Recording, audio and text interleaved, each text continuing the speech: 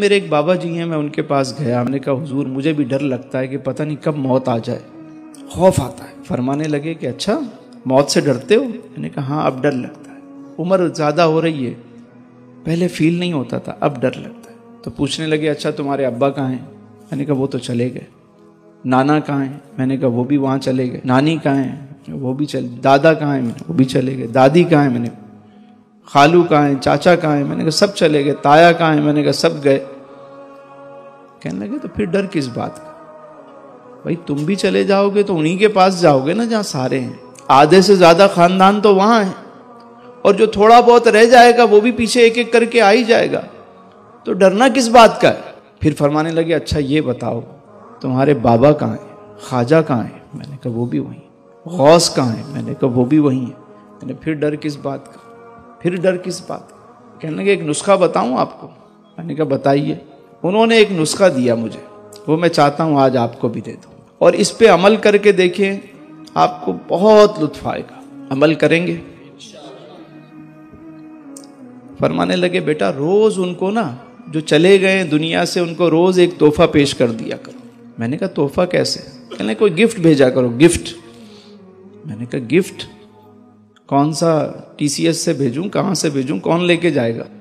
کہنے لگے نہیں پتر، روز فاتحہ پڑھ کے نا ان کو ایصال ثواب کر دیا کرو۔ 1 مرتبہ سورہ فاتحہ، 3 مرتبہ سورہ اخلاص، اور کہو یا اللہ اس کا ثواب میں اپنے پیارے آقا صلی اللہ علیہ وسلم، تمام صحابہ کرام، تمام اہل بیت اطہار، جمیع مومنین مومنات، مسلمین مسلمات، اور بالخصوص جو آپ کے والدین ہیں، جو اعزاء اقربا، ان کا نام جو ہے نا اس میں شامل کر لیں کہ بالخصوص اس کا ثواب ان کو پہنچے۔ اب یہ روز ایصال ثواب آپ کرتے رہو۔ تو میں نے کہا اس سے کیا ہوگا؟ کہنے لگے کہ اچھا یہ بتاؤ کہ اگر تمہارا کوئی دوست ہو لاہور میں اور کراچی میں تمہیں روزانہ وہ گفٹ بھیجے، تم آفس پہنچو تو وہاں گفٹ رکھا ہوا ہو، تم گھر پہ ہو تو وہ گھر پہ تحفہ روز آئے، ڈیلی پارسل آ رہا ہے، کیا ہوگا؟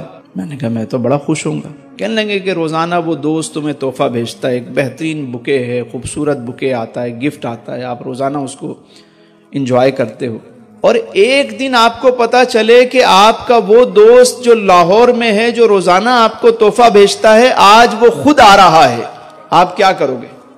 میں نے کہا میں تو بھرپور تیاری کروں گا استقبال کی، میں تو جو ہو سکے گا میں اچھے اچھے کھانے بنواؤں گا، میں تیاری کروں گا، میں اس کا استقبال کروں گا۔ تو فرمانے لگے یہی بات ہے کہ جب تم روزانہ کسی کو ایصال ثواب کرتے رہو گے نا، اپنے بزرگوں کو، اپنے بڑوں کو، اپنے والدین کو، تو جب تم دنیا سے جاؤ گے تو وہ سب تمہارے استقبال کے لیے جمع ہوں گے۔ بات سمجھ میں آئی؟ تو روزانہ ایصال ثواب کریں گے، روز کیجیے۔ پھر یہ ہوتا ہے کہ جیسے آپ نے شروع کیا اور آپ کو 2-4 نام یاد آ گئے کہ بھئی یہ چلے گئے، ان کو بھی میں ان کا نام لے لیتا ہوں، بالخصوص فلاں فلاں فلاں لے لیا۔ اب آپ کو خبر ملی یار فلاں بندے کا انتقال ہو گیا، وہ بھی آپ کا دوست تھا یا دوست کے والد تھے یا والدہ تھی، اس کا نام بھی اس فہرست میں شامل کر لیں۔ پتہ چلا یار فلاں بندے کا نام بھی شامل ہو گیا، وہ بھی چلا گیا، اس کو بھی اس فہرست میں شامل کر دیں۔ آہستہ آہستہ آہستہ آپ کی یہ فہرست بڑی ہونا شروع ہو جائے گی۔